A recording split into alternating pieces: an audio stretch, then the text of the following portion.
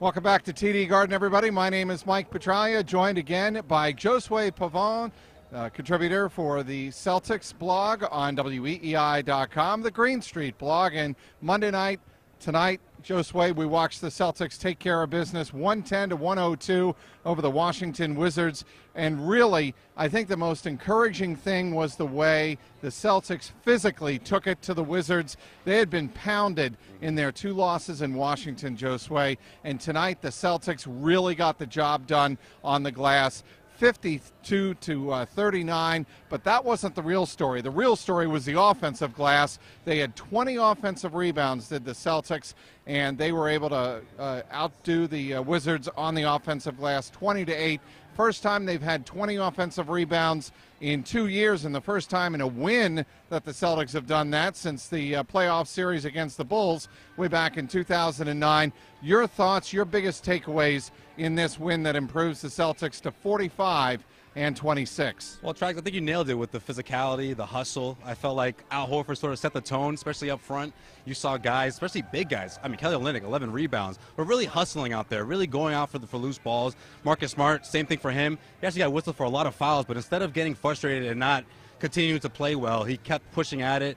Another big, I thought, played great minutes, of course, was Amir Johnson. I thought he had an incredible first half. He was just doing a little bit of everything. And a steal that he had early in the late in the first half that really was very, very significant when he picked John Wall's pocket. Yeah, you saw the hustle. I mean, up front, down low.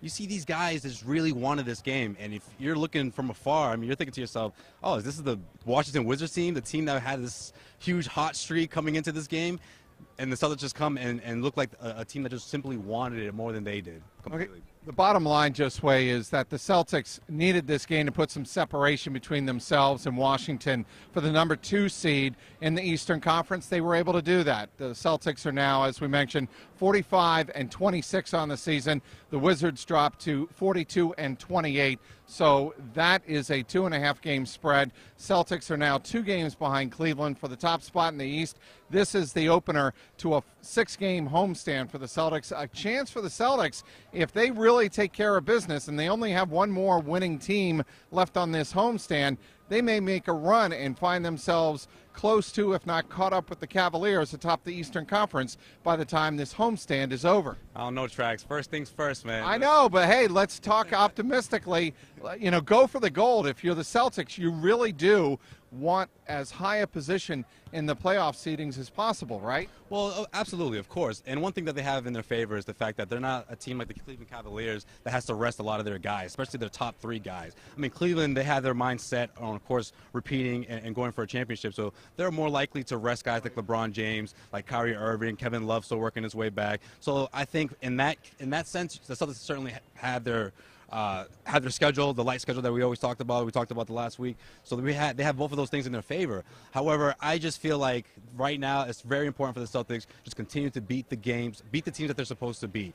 I know Isaiah Thomas wasn't there this past weekend, and they still lost to the Philadelphia 76ers. I mean, those nights are still prone to happen. Let's say, hypothetically, if Isaiah Thomas doesn't have a strong fourth quarter, those nights could still happen. So I think that that's certainly a possibility. But what's very encouraging for this team is, again, the hustle that you're seeing from the big guys, from the bench players, and from the guys that you need to hustle night in and night out. I love the fact that Brad Stevens, after the game, talked about not having those weak stretches where guys aren't giving it 100%. And that's casual basketball. Casual basketball, that's what he called it. And I 100% agree with that. That was the biggest reason they lost the game against Philadelphia. You know, they came out really strong in that third quarter, but they didn't finish strong. And then by the fourth quarter, midway through, or I should say about 3 minutes left, it's a tie game, and it's anyone's ball game. So that's always prone to happen. But when you have all guys sort of putting forth the type of effort that you need to win night in and night out, it makes it very tough for the opponents to come back. And that's exactly what we saw tonight against the Wizards. Sure. Avery Bradley had 20 points. Isaiah Thomas once again led the way with 25 points.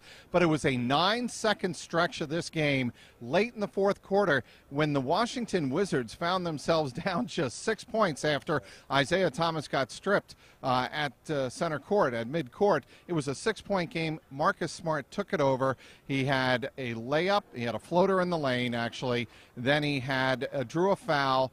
he had an offensive rebound, and then he had another bucket. I mean, those 9 seconds define exactly what Marcus Smart means to this team when they needed him. In a game they were up 20, and all of a sudden they were up only 6. You always need guys like that, Mike. I mean, someone like Marcus Smart is the guy who I think can make a difference in the game 1, game 2, game 3 in the playoff series. You know, guys like that can win you ball games in the fourth quarter. The biggest reason why he's always in the game, always in those situations, and always focused, you know, always poised. A lot of people knock Marcus Smart on sometimes getting frustrated or getting into things that he shouldn't. And right now, I feel like, well, throughout the season, I feel like he's been a much more mature Marcus Smart, a guy who's just focused on winning and focused on making big plays. He's no longer dwelling on the past. You know, if there's a tough call that's made against him, he's on to the next play, and he's making those huge stops that he did, like he did tonight. Okay, once again, the Celtics come out of here with a victory over the Washington Wizards. Do their best to contain John Wall and Bradley Beal. They didn't kill the Celtics tonight like they did down in 2 games in Washington.